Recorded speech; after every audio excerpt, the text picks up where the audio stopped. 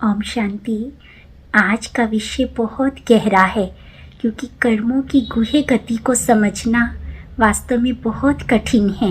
ये इतना गहरा विषय कि इसको जितना हम डीप जाते हैं उतना ही हम इसकी गहराई को अच्छी रीति समझ सकते हैं, क्योंकि परम पिता परमात्मा बहुत अच्छे से समझाते हैं कि बच्चे, कर्मों का हिसाब किताब अटल है, इसको दुनिया में कोई नहीं टाल सकता है। जो भी आत्मा में कर्म करती हूँ वो ऑटोमेटिकली यहाँ रिकॉर्ड हो जाता है, फिर जो कभी भी चेंज नहीं हो सकता है। जो भी कर्म मैंने एक बार कर लिया है उसका फल तो मुझको अवश्य ही भोगना है। इसको दुनिया की कोई भी ताकत टाल नहीं सकती है।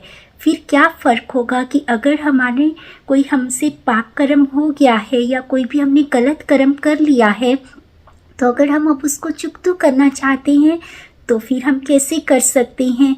तो परमपिता परमात्मा कहते हैं, जब तक तुम मेरे साथ योग नहीं लगाओगे तो कर्मों का हिसाब किताब चुकतू नहीं कर सकते हो, माना बिना सजाए खाई चुकतू नहीं कर सकते हो। अब प्रश्न ये उठता है कि जब कर्मों की गुह्य गति अटल है, माना जो कर्म मैंने कर लिया है, जो पाप कर्म मुझसे हो गया है, उसकी सज़ा तो मुझे मिलनी ही है, वो उसका फल तो मुझको भोगना ही है। फिर इसमें परमात्मा की याद क्या कार्य करती है, वो कैसे मेरे कर्मों के हिसाब किताब को चुकतू करती है, कैसे मेरे कर्मों की गुह्य गति को माना टाल पाती है, क्या है इसका असली रहस्य, कैसे हम अपने हिसाब किताब बहुत इजीली बिना सजाए खाए योग बल से चुकतू कर सकते हैं। तो सबसे पहले तो हमको ये समझना है कि हमारे कर्मों की गुह्य गति क्या है। जैसे जो मैंने कर्म किए हैं तो उसका फल मुझे मुख्यतः 3 रूप में भोगना पड़ता है, तन, मन और धन। वैसे तो और भी बहुत सारे तरीके हैं अपने हिसाब किताब चुकतू करने के लिए, मुख्यतः परंतु 3 हैं। जो भी मैंने ऐसा कर्म किया है, माना पाप कर्म किए हैं, तो उनका हिसाब किताब सबसे पहले मुझे भोगना पड़ता है अपने शरीर के द्वारा। माना मेरे शरीर में कोई भी किसी भी प्रकार का रोग आ रहा है, बीमारी आ रही है, कष्ट हो रहा है, तो ये जरूर कोई ना कोई मेरा पिछला ऐसा कार्मिक अकाउंट है जो मुझे इस रूप में चुकतू करना पड़ रहा है ना। तो दूसरा होता है मन के द्वारा। मन अर्थात संबंध संपर्क के द्वारा जरूर मेरे आसपास, मेरे संबंध संपर्क में कोई ना कोई ऐसी आत्मा होती है जो मुझे मन से बहुत दुख दे रही है, तकलीफ दे रही है, जिसके बोल बहुत कड़वे हैं या जिसके शब्द मुझे घाव की तरह, माना तीर की तरह मेरे अंदर घाव कर रहे हैं। माना वो संबंध संपर्क में कोई ना कोई आत्मा हो सकती है, वो संतान के रूप में भी हो सकती है, वो माता पिता के रूप में हो सकती है, वो सास ससुर के रूप में हो सकती है, वो देवरानी जेठानी के रूप में हो सकती है, वो भाई के रूप में हो सकती है, बहन के रूप में। कहने का भाव ये है कि वो किसी न किसी, इवन दोस्त के रूप में भी हो सकती है। संबंध संपर्क ऐसा होगा अवश्य, कोई ना कोई आत्मा आपको उस रूप में दुख देगी। फिर तीसरा होता है धन के द्वारा। कभी कभी ऐसा होता है कि हमारा धन ऐसे ही व्यर्थ चला जाता है, या कोई हमारे माना किसी भी प्रॉपर्टी पर, धन पर कब्जा कर लेता है, या कभी भी ऐसा भी होता है कि मेरे धन का अचानक ही बहुत नुकसान हो जाता है ना। तो अच्छे हैं तो लॉटरी भी निकल सकती है। अभी हम बात कर रहे हैं जो हिसाब किताब बन रहे हैं, माना जो मेरे से गलत कर्म हुए हैं उनको हम कैसे चुकतू कर सकते हैं। तो और भी बहुत सारे तरीके हैं, लेकिन मुख्यतः ये 3 तरीके होते हैं जिसके द्वारा हम अपना हिसाब किताब चुकतू करते हैं। तो सबसे पहले अगर हमको अपना हिसाब किताब सच्चे दिल से चुकतू करना है तो हमको एक दिल में बात बिठानी है कि कोई भी आत्मा मुझे बेवजह दुख तकलीफ नहीं दे रही है। कभी ना कभी, किसी ना किसी जन्म में, किसी ना किसी रूप में मैंने उसको दिया था, आज वो मुझसे लेने के लिए आ रही है। क्योंकि जब तक ये क्लैरिटी नहीं होगी तब तक मैं अपना पिछला हिसाब किताब चुकतू नहीं कर सकती और आगे के लिए जमा नहीं कर सकती हूँ। क्योंकि अगर मैं यही सोच करके बैठी रहूँगी कि ये आत्मा मुझे दुख दे रही है तो उसके प्रति मेरे मन में कितनी कड़वाहट होगी, तो उसके प्रति मैं कितनी गलत वाइब्रेशंस उसको रेडिएट करूँगी, उसके प्रति कितनी बुरी भावना रखूँगी। तो जो पहला हिसाब किताब तो था ही, लेकिन अब मैं क्या कर रही हूँ, और भी बढ़ा रही हूँ, फिर वो भी मुझे चुकतू तो करना ही पड़ेगा। इसीलिए परमपिता परमात्मा कहते हैं, इस ड्रामा में हर आत्मा पूरी तरह से 100% निर्दोष है, किसी का कोई भी दोष नहीं है। वो सिर्फ अपने अपने कार्मिक अकाउंट के अकॉर्डिंग अपना अपना रोल प्ले कर रही है। जैसे अभी हम रामायण में कहेंगे कि रावण की गलती नहीं है, उसके जो डायलॉग्स हैं वो तो वही बोलेगा ना, और जो श्री राम के हैं वो वही बोलेंगे, है ना, हनुमान जी के हैं वो वही बोलेंगे। तो हम ये थोड़ी कह सकते हैं कि ये डायलॉग्स ऐसे क्यों बोल रहा है, ये ऐसे, क्योंकि हम समझते हैं जिस आत्मा का जो रोल है। अब रावण अगर प्यार से बोलेगा तो कोई कहेगा कि उसने अपना रोल बहुत अच्छे से प्ले किया, है ना। और श्री राम जी अगर गालियां देंगे मुख से, ऐसी जोर जोर से बात करेंगे, कड़वे शब्द बोलेंगे, तो क्या शोभा देगा? जिसका जो रोल है उसको वही सूट करता है ना। जैसे हम उस ड्रामा को कितनी अच्छी रीति समझते हैं कि ये ड्रामा है और इसका रोल ही ऐसा है, इसको जो डायलॉग्स मिले हैं वही बोल रहा है। तो ये भी तो रियल जिंदगी का ड्रामा चल रहा है। हर आत्मा अपना अपना एक्यूरेटली रोल प्ले कर रही है। जिस दिन हमारे को ये बात अच्छे से समझ आएगी तभी हम अपने हिसाब किताब को अच्छी रीति चुकतू कर पाएंगे, क्योंकि फिर हम ये नहीं सोचेंगे ये क्यों, क्या, कैसे। फिर हमको क्या लगेगा कि वो आत्मा लेने आई थी, उसका हिसाब किताब क्लियर। जितनी जल्दी इतनी इजीली हिसाब किताब चुकतू हो जाएगा सिर्फ एक इस बात की क्लैरिटी होने से। लोग बोलते हैं ड्रामा का ज्ञान तो अच्छा नहीं है, ड्रामा का ज्ञान बाबा ने किस लिए दिया है, इससे तो हमारी ज़िंदगी और ही दुखी हो गई है, क्या यही दुख हमको हर कलप भोगने पड़ेंगे? बाबा ने ड्रामा का ज्ञान इसीलिए दिया है क्योंकि ड्रामा का ज्ञान की क्लैरिटी होगी तभी हम अपने हिसाब किताब चुकतू कर पाएंगे। बिना ड्रामा की क्लैरिटी के कभी भी हमारे मन में उस आत्मा के प्रति प्यार, है ना, ऐसी भावना आ ही नहीं सकती है कि ये आत्मा तो बस कर्जा लेने आई है और मुझे खुशी खुशी अपना कर्जा चुकतू करना है। क्योंकि हमारे मन में जब तक उसके प्रति अच्छी भावना नहीं आएगी या जब तक हम देना नहीं चाहेंगे तो फिर कर्जा बढ़ेगा, पिछला ख़त्म भी नहीं होगा और अगला भी बढ़ता जाएगा। अब प्रश्न उठता है कि योग से कैसे कर्म भोग चुकतू होते हैं। जब हम योग लगाते हैं तो हमारे मन के अंदर वो पावर आती है, क्योंकि ये कहना बहुत आसान है कि कोई आत्मा मुझे दुख दे रही है, कोई आत्मा मेरे साथ कड़वा शब्द बोल रही है, गलत व्यवहार कर रही है, फिर भी मैं ड्रामा के पार्ट को जानते हुए उस आत्मा के प्रति गलत भावना भी ना रखूं, बदले में शुभ भावना भी रखूं, है ना। जैसे कहा जाता है कि पेड़ को अगर पत्थर मारो तो वो सिर्फ पत्थर के बदले में पत्थर भी नहीं रिटर्न करता और बदले में फल भी देता है। तो बाबा भी हमको यही सिखाता है कि एक तरफ तो वो मेरा हिसाब किताब चुकतू करने के लिए मेरे साथ गलत व्यवहार कर रहे हैं, एक तो मैं उनके गलत व्यवहार को भी स्वीकार ना करूं और बदले में उनके प्रति शुभ भावना भी रखूं, उनको अच्छी भावनाएं भी रेडिएट करूं। तो ये सब आता है योग की पावर से, ताकि मेरा मन बहुत सशक्त हो जाता है, मेरे मन के अंदर इतनी पावर आ जाती है कि मैं अच्छे से समझ पा रही होती हूँ, क्योंकि परमात्मा पिता की शक्तियाँ मुझे मिल जाती हैं। जब वो सर्वशक्तिवान का साथ हो जाता है तब मेरे लिए ये इजीली पॉसिबल हो पाता है कि मैं उस आत्मा के प्रति गलत भावना भी ना रखूं और बदले में बहुत अच्छी शुभ भावना भी रखूं। अब अगली बात आती है कि जब मैं योग लगाती हूँ तो उससे क्या इफ़ेक्ट आते हैं, कैसे मुझे पता चलता है कि सच में मेरे हिसाब किताब चुकतू हो रहे हैं। एक तो सबसे पहले योग लगाना तो मस्ट है ही, लेकिन एक बात और याद रखनी है, अगर मेरे पास जिस भी प्रकार के रूप में हिसाब किताब आ रहा है, मान लीजिए कि अगर तन की बीमारी के रूप में आ रहा है, तो आप कोशिश करो कि दूसरों के स्वास्थ्य के सुधार के लिए जितना आपसे संभव हो सकता है अपना धन जरूर दान करें, क्योंकि जितना जितना धन आपका दूसरों के स्वास्थ्य के लिए जाएगा तो वो आपका पुण्य का खाता है। क्योंकि पाप कर्म करने, चुकतू करने का दो तरीके हैं, एक है योग और दूसरा है पुण्य के खाते को इतना अधिक बढ़ा देना कि पाप का खाता बिल्कुल ही खत्म हो जाए, है ना। तो दोनों ही तरीके अपनाएंगे तो बहुत जल्दी से हमारा हिसाब किताब चुकतू होगा। माना जिस भी रूप में हिसाब किताब आ रहा है उसी के रूप में पुण्य कर्म करना बहुत बहुत ज़रूरी है।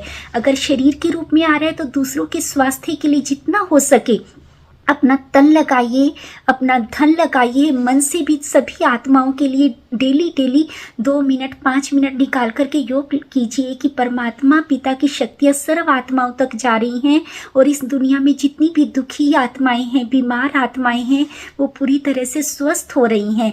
क्योंकि जितना तन मन धन आप दूसरों के स्वास्थ्य के लिए लगाएंगे उतना आपका पुण्य का खाता जमा होगा और आपके शरीर के रोग बहुत ईजिली चुकतू हो जाएंगे। इसी प्रकार से अगर धन से आ रहा है तो आप धन का दान अवश्य कीजिए, है ना। अगर वो वाला धन आपके पास नहीं है स्थूल धन, तो ज्ञान धन का दान कीजिए। दूसरों को ऐसी समझ दीजिए, दूसरों के पास ऐसा, दूसरों के लिए सहारा बनिए ताकि वो लोग आपको दुआएं दें और आपका पुण्य का खाता जमा हो सके। और अगर मन से आ रहा है तो मन से हर आत्मा के प्रति शुभ भावना रखिए। हर आत्मा को जो भी आपको मिले मन से उनको ढेर सारी दुआएं दीजिए। जितना आप देते जाएंगे उतना आपके पास रिटर्न होकर के आएगा और आपका पुण्य का खाता जमा होने से आपका हिसाब किताब जल्दी से चुकतू हो जाएगा। और दूसरा तो है ही, पिता परमात्मा को जितना जितना आप याद करेंगे, जितना जितना आपका योग का चार्ट बढ़ता जाएगा, उतनी उतनी आपके मन की पावर बढ़ती जाएगी और फिर हिसाब किताब चुकतू करना बहुत बहुत इजीली संभव हो जाएगा। अगर मेरे हिसाब किताब चुकतू हो रहे हैं तो उसकी क्या निशानियां होंगी? देखो, सबसे पहले तन का लेते हैं। अगर सचमुच मेरे योग से या मेरे पुण्य कर्मों से मेरे हिसाब किताब चुकतू हो रहे हैं तो शरीर में बीमारी आएगी, लेकिन मुझे महसूसता बहुत बहुत कम होती चली जाएगी। अक्सर करके लोग बोलते हैं कि दादियों ने तो इतना इतना पुण्य का खाता जमा किया है, उन्होंने तो बाबा को अपना जीवन ही दिया है, फिर भी उनके जीवन में बीमारी कितनी आई। तो हम सिर्फ और सिर्फ सिक्के के एक पहलू को देखते हैं कि उनके पास बीमारी, क्योंकि वो तो उनके पिछले हिसाब किताब थे। वो तो बाबा बोलता है मैं तो किसी के भी नहीं काट सकता हूँ। बीमारी आना तो उनका पिछला हिसाब किताब था, लेकिन क्या कभी भी किसी ने भी किसी भी दादी के चेहरे पर कभी भी शिकन भी देखी है? इतने इतने ऑपरेशन करवाने के बावजूद भी उनका चेहरा सदा ही मुस्कुराता हुआ। डॉक्टर भी उनसे जब मिलने जाता है तो दादियाँ उनसे पूछती थी कि आपका क्या हाल चाल है, तो डॉक्टरों का भी यही कहना होता था कि हमारी ज़िंदगी में हमने पहला पेशेंट ऐसा देखा है जो सदा ही मुस्कुराता रहता है, जिसके पास जाने से तो हम भी चार्ज हो जाते हैं, हमारे भी चेहरे पर मुस्कुराहट आ जाती है, हमको भी इतनी अधिक ब्लेसिंग्स का अनुभव होता है। हम तो डॉक्टर तो कहते हैं हम सभी पेशेंट से मिलने जाते हैं तो सब अपना रोना रोते हैं, लेकिन जब हम इनके पास आते हैं तो इनके पास जाकर के तो हमारा भी दिल हल्का हो जाता है, हमारे भी बोझ कम हो जाते हैं। तो ये है हिसाब किताब योग बल से चुकतू हो रहे हैं, है ना। जैसे ऑपरेशन होता है तो एक एनेस्थीसिया का इंजेक्शन लगाने से कभी भी उस दुख की, तकलीफ़ की, वो जो भी हो रहा है कभी भी फील नहीं आती है। इसी प्रकार जब हम परम पिता परमात्मा की याद का इंजेक्शन स्वयं को लगा लेते हैं तो बड़ी से बड़ी बीमारियां आकर के ऐसी चली जाती हैं। दुख आ रहा है, भोगना आ रही है, दुनिया को फील हो रही है, लेकिन उसकी फीलिंग हमको यहाँ नहीं होगी, यहाँ तो रहेगी, क्योंकि ये तो सृष्टि का नियम है, जो किया है वो तो हमको भोगना ही है। लेकिन यहाँ फीलिंग आनी खत्म हो गई तो समझ लेना कि मेरा योग बल, मेरे पुण्य कर्मों का खाता बहुत भरपूर है, तभी मुझे इसकी फीलिंग नहीं आ रही है। दूसरा होता है धन से। जितना जितना मेरा योग बल बढ़ता चला जाएगा उतना उतना, भले ही किसी ने मेरा धन दबा लिया है, किसी ने मेरे धन पर कब्जा कर लिया है या मुझे बहुत बड़ा नुकसान हुआ है, तो ऊपर से गया है, लेकिन अंदर क्या आएगा, मैं फिर से कमा लूँगा। माना मन शांत रहेगा, मन संतुष्ट रहेगा। क्योंकि कई बार क्या होता है, धन तो गया ही गया, लेकिन यहाँ स्थिति इतनी कमज़ोर हो जाती है कि कई बार जीवन ही ख़त्म करने का निर्णय ले लेते हैं, जीवन जीने का ही उमंग ख़त्म हो जाता है, इतना डिप्रेशन में चले जाते हैं। वो धन तो गया ही था, लेकिन बीमारी पर और अधिक धन खर्च होने लगता है। ये होता है मेरा हिसाब किताब बढ़ रहा है, लेकिन अगर योग बल से, मेरे पुण्य कर्मों से मेरा हिसाब किताब चुकतू हो रहा है तो यहाँ फीलिंग नहीं रहेगी, यहाँ हल्कापन रहेगा, निश्चिंतता रहेगी कि कोई बात नहीं, जो हुआ क्या लेकर आया था और मुझे क्या लेकर के जाना है। ये धन तो विनाशी है, ये मैं फिर से कमा लूँगा। जब मेरे ऊपर परमपिता परमात्मा का साया है, मेरा शरीर स्वस्थ है, तो ये धन मैं फिर से कमा लूँगा। माना फीलिंग नहीं आ रही है इतने बड़े नुकसान की भी, तो ये उसका प्रूफ है कि आपका योग बल, आपका पुण्य कर्मों का खाता काम कर रहा है, बढ़ रहा है। और फिर तीसरा होता है कि संबंध संपर्क के द्वारा, है ना, लोग हमको कड़वी शब्द बोलेंगे, वहाँ से सब कुछ आ रहा है, लेकिन यहाँ तक अंदर एंटर नहीं करेगा।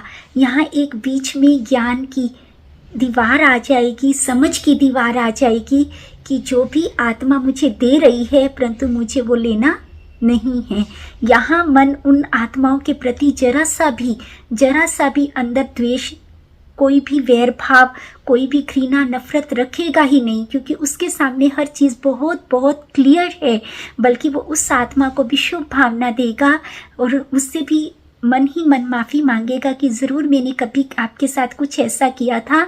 आज मैं पूरी तरह से इस बात को समझता हूँ और मैं मन से आपसे माफ़ी मांगता हूँ। और पूरी तरह से उसका मन भी संतुष्ट रहेगा और सामने वाली आत्मा भी आपके प्रति, देखना, अगर सचमुच आपका योग बल काम कर रहा है, तो जो आत्माएं आपके साथ गलत व्यवहार कर रही थी, जो गालियां दे रही थी, आज वो आपके गले में हार पहनाएंगी, आपकी महिमा के गुण गाएंगी। ये निशानी हो जाएगी। जो आपको बंधन डाल रही थी, वो आज आपको कर्म बंधन से, हर प्रकार के बंधनों से मुक्त कर देंगी। वो आपको कहेंगी कि जैसे आपको जीवन जीना है आप जी सकते हैं। तो ये सब निशानियाँ होती हैं कि आपका योग बल वाकई में ही काम कर रहा है और आपके हिसाब किताब सच में चुकतू हो रही हैं। तो कभी कभी किसी के मन में आता है कि इस आत्मा ने तो परमपिता परमात्मा को इतना प्यार से याद किया है, इसने तो अपना जीवन दिया है, फिर इसके पास हिसाब किताब क्यों आ रही हैं। तो प्लीज़ आप चेक करना, अगर सच में वो आत्मा बहुत बहुत अच्छा योग लगाती है, सच में उसका परमपिता परमात्मा के साथ बहुत बढ़िया सा कनेक्शन है, वो सच में योगी आत्मा है, तो हो ही नहीं सकता उसके जीवन में जो भोग आ रहे हैं, भोगनाएं आ रही हैं, वो तो सही है, ठीक है, वो आप उस नज़रिए से, लेकिन दूसरी तरफ उसका जरूर उसके उस पहलू को भी देखना कि वो आत्मा हमेशा शांत रहेगी, प्रसन्नचित्त रहेगी, संतुष्ट रहेगी और बिल्कुल हर आत्मा के प्रति कभी भी किसी भी प्रकार की मन में दुर्भावना नहीं रखेगी। तो ये निशानी होती है उस योगी आत्मा की, जो अपना सचमुच योग बल से अपने हिसाब किताब चुकतू कर रही है। और परमपिता परमात्मा कहते हैं, बच्चे हिसाब किताब तो हर आत्मा को चुकतू करनी है, योग बल से करके जाएंगे तो खुशी खुशी मेरे साथ चलेंगे। आदर सम्मान के साथ धर्मराज भी आपको सैल्यूट करेगा। अदरवाइज़ दूसरा तरीका तो परमात्मा पिता कभी नहीं चाहते कि किसी भी बच्चे को वो देखना पड़े। तो हम सब आशा करते हैं कि शायद इस क्लास से आपको कुछ हद तक बातों की क्लैरिटी हो गई होगी। फिर भी अगर आपको लगता है कि इस क्लास से संबंधित आपका कोई प्रश्न है, तो आप हमारे लिए कमेंट सेक्शन में वो अपना प्रश्न दे सकते हैं। हम अपनी तरफ से पूरी कोशिश करेंगे। आप सबका दिन बहुत शुभ हो और आप सब सदा ही परमात्मा पिता की छत्र छाया के नीचे सुरक्षित रहें। इसी शुभकामना के साथ ओम शांति।